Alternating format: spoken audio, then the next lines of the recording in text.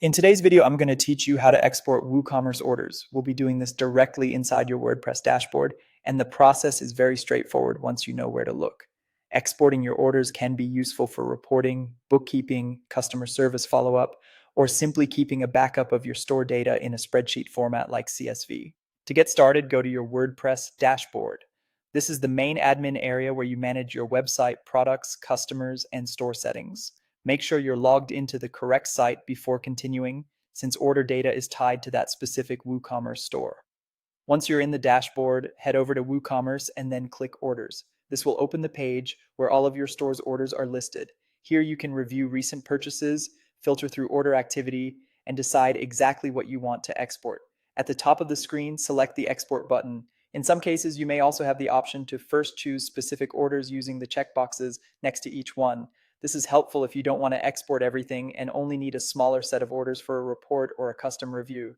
If you need all available orders, you can simply continue with the export option at the top. After that, choose the columns or pieces of data you want to include in the export.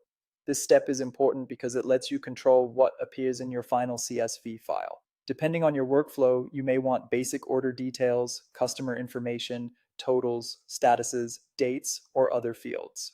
Keeping only the columns you actually need can make the exported file much easier to read and work with later, especially if you plan to open it in Excel or Google Sheets. When everything looks right, click Generate CSV. WooCommerce will prepare the export file and download it to your computer. Once the download is complete, you can open the CSV file to review your order data, share it with your team, or import it into another system if needed. A quick tip before you finish: it's always a good idea to double check the exported file right away. That way you can confirm the correct orders and columns were included before using the data elsewhere. And that's it. That's how to export WooCommerce orders quickly and cleanly from your WordPress dashboard.